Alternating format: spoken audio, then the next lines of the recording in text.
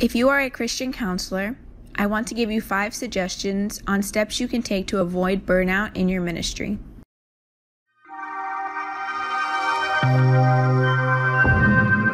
Since counseling and ministry are helping professions, it is no surprise that burnout is an easy place to come to. It isn't far-fetched to say that it's even inevitable unless self-care is involved. This is scary to think about, I know. Maybe you've experienced burnout before. Maybe you're on the verge of it now. Either way, it is a hard place to find yourself. In order to avoid burnout, you need to take into consideration 3 vital parts of yourself as a human being: your spirit, your soul, and your body. These 3 are the same parts that you are teaching those sitting across from you to care for day in and day out. It's time to care for your own in order to keep helping others. Here are 5 steps you can take to avoid getting to this place of burnout. 1.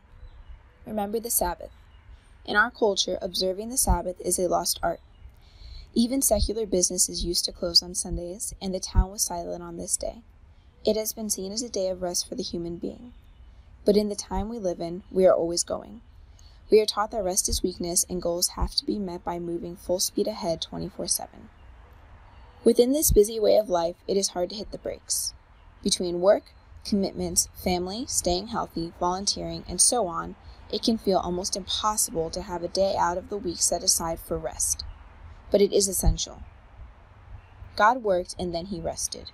The Sabbath teaches us to lean into God's strength and not our own. It teaches us that we are incapable of doing it at all times. It teaches us that we need rest to do good work. Follow God's perfect example and begin implementing this weekly practice. Find out what it looks like for you. Make this your family day, your hobby day, your no electronics day. Make this a day where you remember who God is and what he has done. Observe the beauty of your humanness wrapped up in his strength. God is carrying you in your profession. You cannot do this alone. Use the Sabbath to become aware. 2. Receive what you give. One of the most powerful things I was ever told by a counselor is something she learned from her counselor. It wasn't only the advice itself that impacted me, but the fact that she went to counseling regularly. It is not weakness to need counseling. If you are in this profession, you believe this truth with all your heart. Put it into practice. Personal counseling should not stop when you become a counselor. We need others to help us grow and move towards health. Practice what you preach and get help for yourself. It is not weakness. 3. Your family is your first ministry. Do you know what can cause burnout and lack of motivation for your career quicker than anything else? Family neglect. This comes in many different forms. Neglect can mean being physically present but not emotionally present. Neglect can mean being so tired from caring for your clients all day that when you get home, pent-up stress comes out with those you love and you snap.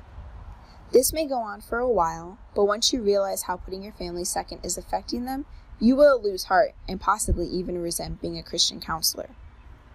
Don't let this happen. Make sure your family is first by not overlooking yourself, by taking time to spend with just them, by being honest about your day, your job, and how you are feeling. Your profession is not a typical 9 to 5. It takes an emotional toll on you. Make sure you are taking steps to love those closest to you well by being intentional.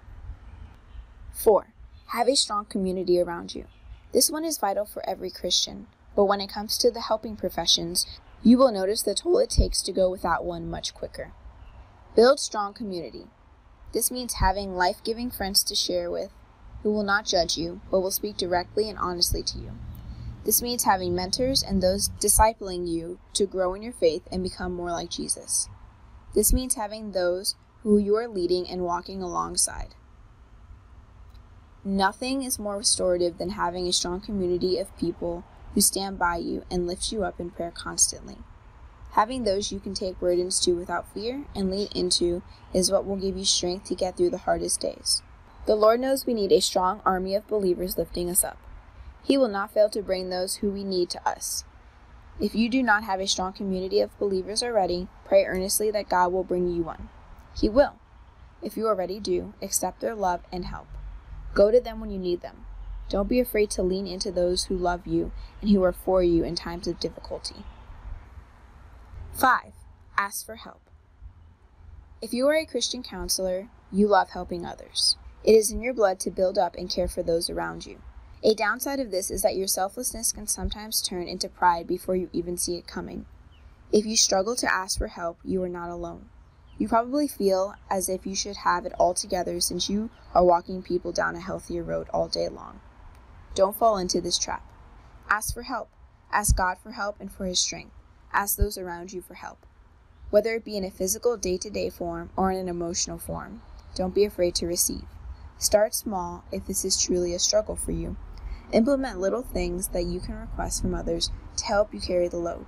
You are not a burden. You say this to those sitting across from you in your office all the time. You need to believe it for yourself. You are loved and you are not a burden because you need a little help. All in all, you need to evaluate the health of your spirit, soul, and body. Then you can take the necessary steps to move forward and avoid burnout before it is close enough to burn you. Lean into God's strength, not your own. Take counsel for yourself. Value your first ministry, your family. Surround yourself with strong Christian community. Ask for help when you need it.